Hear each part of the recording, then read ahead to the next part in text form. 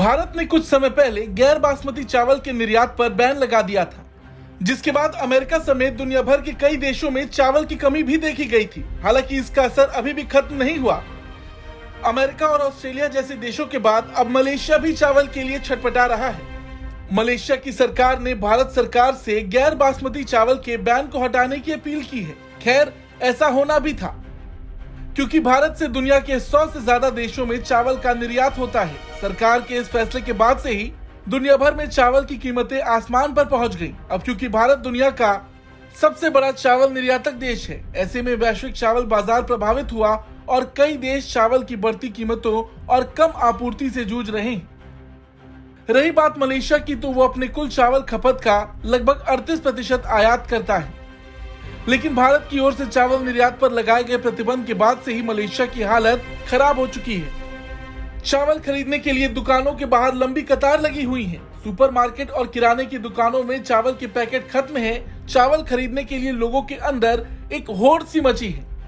Malaysia की खाद्य सुरक्षा मंत्री मोहम्मद साबू ने प्रेस कॉन्फ्रेंस के दौरान नागरिकों को आश्वस्त करने की कोशिश करते हुए कहा है कि देश में पर्याप्त चावल है। ऐसे में लोगों से आग्रह है कि घबराहट में चावल की खरीदारी ना करें। सरकार आयातित चावल की कीमत में वृद्धि से उत्पन्न आपूर्ति समस्या से निपटने के लिए ग्रामीण क्षेत्रों में वितरण बढ़ाएगी। मलेशियाई मंत्री का कहना है कि देश में चावल की कमी नहीं है, लेकिन आयातित चावल की कीमतों में बेतहाशा वृद्धि होने की वजह से उपभोक्ता सस्ते चावल के लिए स्थानीय अनाज की तरफ दौड़ रहे हैं, जिससे इस तरह की समस्याओं का सामना करना पड़ रहा। सरकार इसके समाधान के लिए उचित कदम उठा रही है। मलेशियाई मंत्री का कहना है कि लोकल चावल की कीमत 2.60 रिंगिट प्रति किलोग्राम तय की गई है।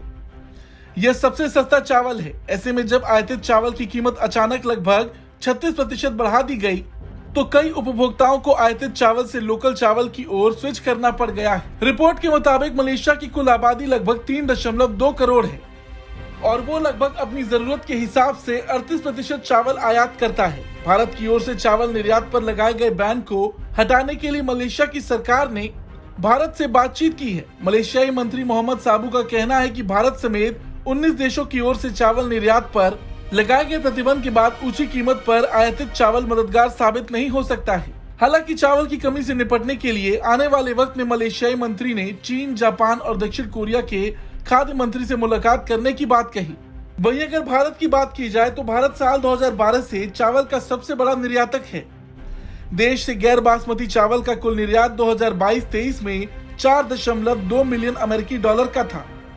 सरकार ने बासमती चावल को छोड़कर सभी तरह के कच्चे चावल के एक्सपोर्ट पर बैन इसलिए लगाया था क्योंकि घरेलू डिमांड में बढ़ोतरी और खुदरा कीमतों पर नियंत्रण को भी देखना था। हालांकि मलेशिया को लेकर भारत क्या फैसला लेता है, ये देखना होगा। ब्यूरो रिपोर्ट, भारत तक।